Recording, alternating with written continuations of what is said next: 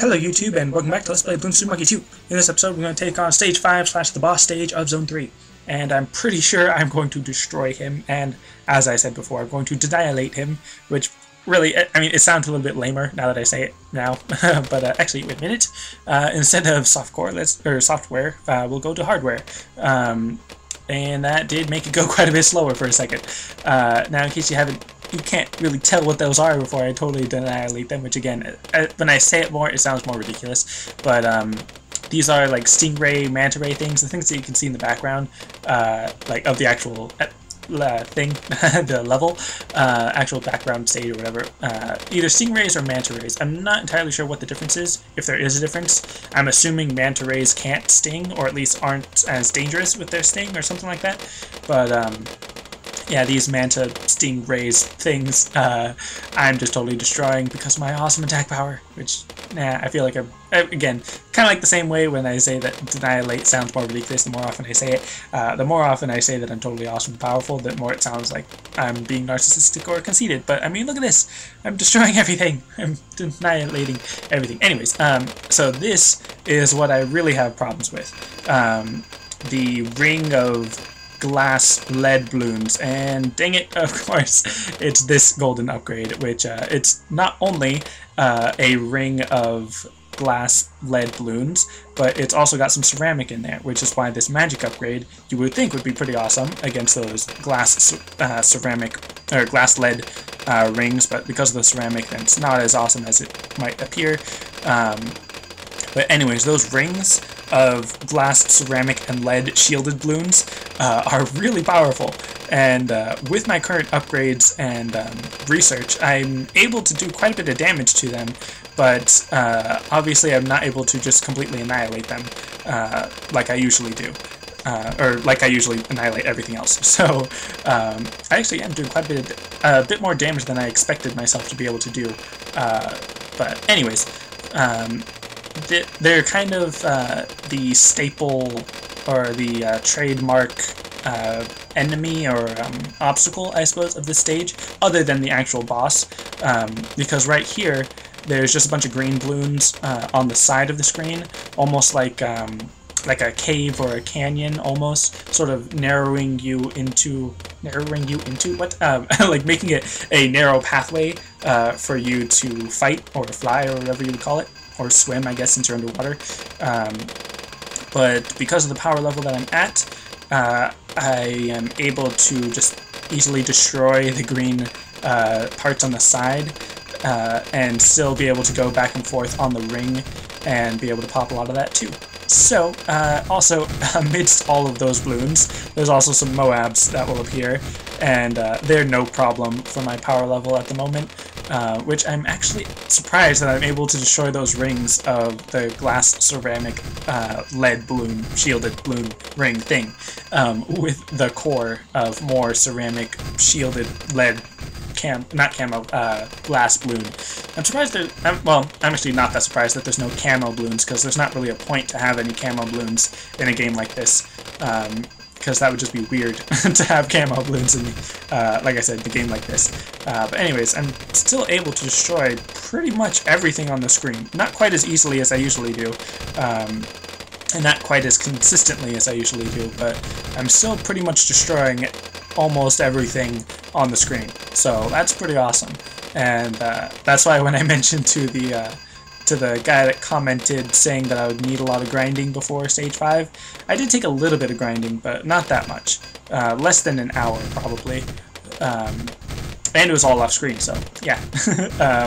This should be up Friday of next week for you, so a week from today for me, I suppose. Which, I don't know why I mentioned that, I'm just guessing that it's Friday. Although last time that I guessed what day that this would be uploaded, or whatever episode it was that I guessed would be uploaded on a certain day, I was wrong. I was very wrong. It was Wednesday instead of Monday, or Monday instead of Wednesday, or something like that. But anyways, like I said, I'm doing pretty good at destroying everything. But now there's a BFB that's appearing, which should be a little bit more of a threat than the Moab. But it's not that much more of a threat because it's a bit bigger, so it's a bit easier for my attacks to hit it, I suppose. Doesn't really make that big of a difference. Oops, didn't mean to right-click. But Hopefully they didn't like mess up the recording or anything. But the BFB I'm not that worried about, and what makes them more dangerous than the previous Moabs and BFBs that I've faced on other stages is that these Moabs and BFBs sort of came in from the side rather than descending from right above me, which means that I have a little bit less time to actually hit them, and I'm just totally focusing all my attack power on it because it's almost at the bottom of the screen. And can I burst it? Yes, I can, right at the end, and then that makes me miss some of these green Bloons on the side, which means I need a little bit more research or that solid Doom Core upgrade. Just a little bit more power to really destroy it quickly before it goes out of the screen, and fast enough so that I can still get the green Bloons on the side. And that whole section did take up quite a bit of time in this stage, and then after that part of the stage, there's some glass jellyfish that have a lead core, and of course they're pretty much all shielded Bloons, so that does make it a bit difficult, but I am able to take down one of them pretty quickly, but then now there's two of them, so that's troublesome and stuff. But even with my like fully upgraded, fully researched epic ability super monkey that I have on my other account, I'm not sure if it's fully researched or anything, but it's pretty researched, better researched than this one. Even on that account, I still have trouble with these glass jellyfish, so I'm still gonna have trouble with that one now. And then these little, I don't know, sardines that you want to call them, the lead green Bloons. I've never really been able to completely dominate this part of the this part of the stage. I was going to do this part of the episode, but this part of the stage, just because there's so many Bloons, particularly of the lead kind, and there's so many lead Bloons that are shielded that make it hard for my super monkey to destroy them because of the spike shot. Because the spike shot isn't able to pop lead, although it's really one of the most powerful upgrades that I can think of, even with the research, or even without the research, I suppose. But anyways, this is another giant squid thing. The other one that I faced in the last episode was just like a baby squid or something, but this is a giant squid. Now, what makes this squid really powerful is that it shoots out this little black sphere thing that you might see kind of following me. And it's made of a bunch of black and glass Bloons, I think. Maybe also some ceramics as well, but I haven't really been able to tell that well what exactly it is. But it's shielded, and it just keeps following me, trying to run into me, which is what pushes me out of the way and makes it hard to really focus on attacking any one thing. Which is why this boss is really difficult, because of that one sphere thing that keeps coming out to push me around. But because of my power level, I'm able to just really destroy it once it gets in front of me. And like the stream of ink that the last squid tried to attack me with in the last episode, this one does send out a little red stream, but it's really weak compared to everything else that's being all over the screen.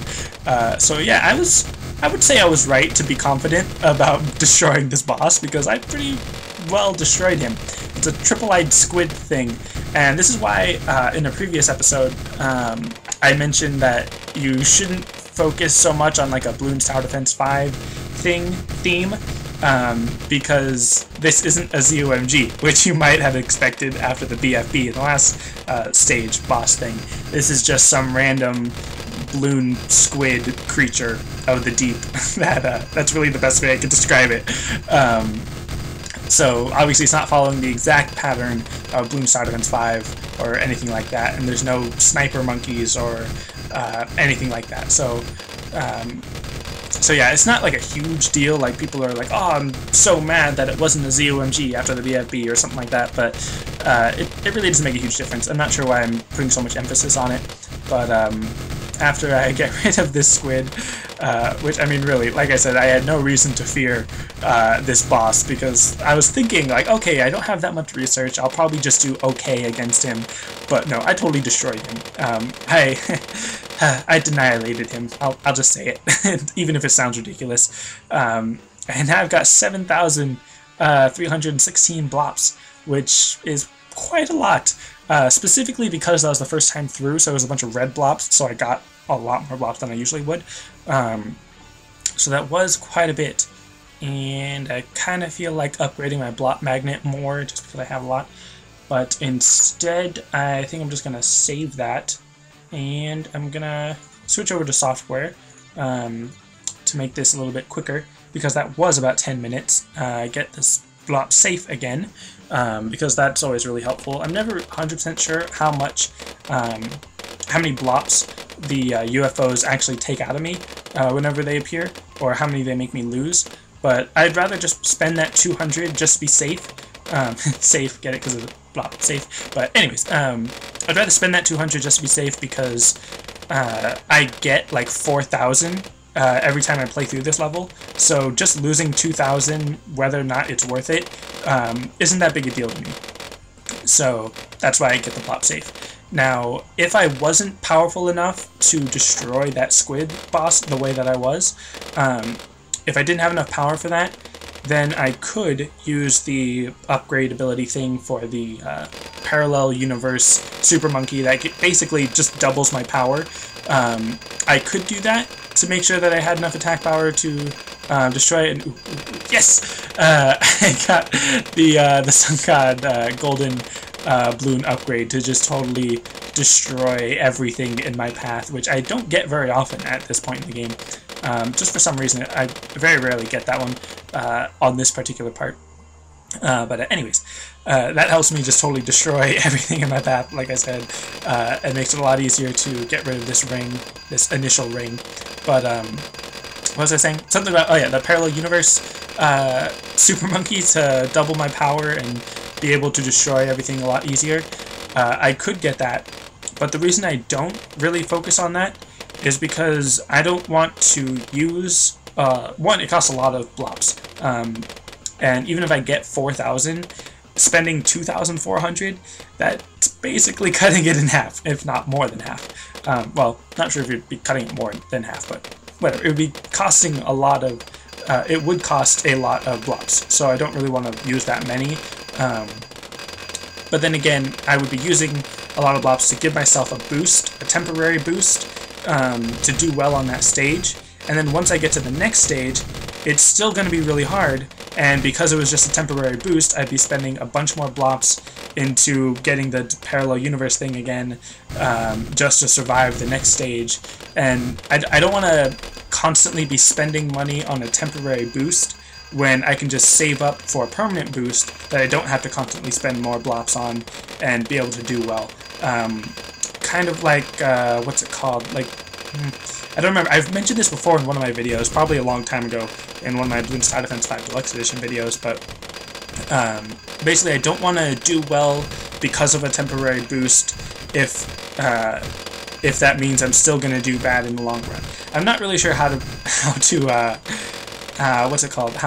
explain this very well. I'd rather train with weights on so that I'll compete freely, so that the competition is easier than the training, rather than train with a boost and then compete harder than it was to train, kind of thing. I'd rather training be harder than competing be harder than training, which I feel like I'm really like overemphasizing this point, but say you're in cross country or track or whatever kind of running exercise you would do, or running sport, whatever. If you go to a track meet or a cross country race and you're supposed to run 3 miles, if you're only training to run 3 miles and you have some kind of boost so that you can run 3 miles really easily in training, and then you go to your competition and you don't have that extra boost and then you struggle with running 3 miles, then that's pretty bad. Or that's not necessarily that bad, but I mean, then you're not going to do as well. But if you're training to run 5 miles while you're wearing weights on your ankles or something, then you go to your competition and you only have to run 3 miles and you don't have weights on your ankles, then you're going to do a lot better, and ooh, that was close, but then you're going to do a lot better that way rather than the first way I mentioned. So that's why I would kind of say, like, train for 5 miles with weights if you're going to compete for 3 miles without weights, kind of thing. Which, I mean, that's if you're really motivated and you really want to do well and succeed and exceed or excel at how well you're doing. But that, again, that's for if you really want to succeed. If you're just kind of like lazy and you don't, or I'm not sure if lazy would be the right word, but if you're not that motivated to do well in whatever area that you're training for, if you don't really care about cross country and you're just there because your parents made you or something like that, then you probably shouldn't train for 5 miles with weights, because the motivational benefit, I suppose, isn't there. So it wouldn't be the same for you. I mean, it wouldn't be bad for you to train for 5 miles and weights and all that, but just that kind of mentality, I guess. Like, if you really care about something and you really want to do well, train harder than your competition. And by that could also mean what I said about making training harder than competing, but also train harder than the people that you're competing against. If you know that the people you're competing against are just training for 3 miles, then training for 5 miles, that alone would give you that extra edge against your opponent, I suppose. So yeah, not really sure why I spent so much time talking about that, but it's just something that I always think about whenever I'm put in a position like this where I could use like the parallel monkey boost or whatever to do well in this. And this particular boss is really hard in the game. It's like not really infamous, but it's just known as like a really hard boss because of the increase in difficulty from the BFB. So that's why I kind of use it as the measuring stick for how powerful you are, because the next zone is really hard as well, but it's different because you just came from something that's really hard, so having another thing that's really hard isn't as big of an increase in difficulty, I suppose. But like I said, this zone sort of bumps up its difficulty more than the first to second zone, in my opinion.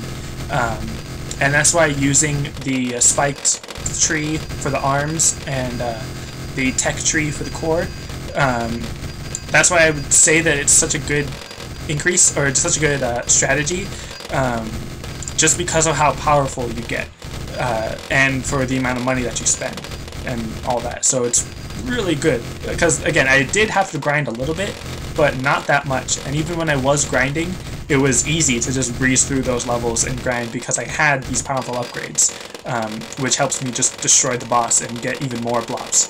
To now I have 11,000 cash, which is pretty powerful. Kind of a lot of money. Obviously there's still a lot of upgrades that cost a lot more, like all the epic powers and then the core ability, the 23,000. So if I did, well, yeah, you already know, I've already explained it, but so yeah, that's why I would suggest using the spiky shots and the at least the Doom Burst, if not the solid Doom, against that boss. And it is very helpful to have this research, even if it is only up to every 30 shots. Obviously it was helping. I wish I could like turn off the research to show you the difference, but the research is really helpful, especially the Big Bloon Sabotage to do extra damage to the Moab class and bosses, and the extra shielded damage thing. And the Blot Magnet's always is nice in general. So just these three, 1200, those three, then these two, so that's 5, that's 6,000, plus another 1250, so that's 7,250, which I actually have enough money for. So if that calculation was correct, let's get all these upgrades to get it up to level 5. And I think I might grind off screen just to get it up to 6, level 6 out of 12, and then go into the next zone for the final zone, which it's not going to be the final 5 episodes, it's just going to be the next 5 episodes, and then probably another 5 or 10 after that. But anyways, that's it for this episode. Thanks for watching, and I'll see you next time.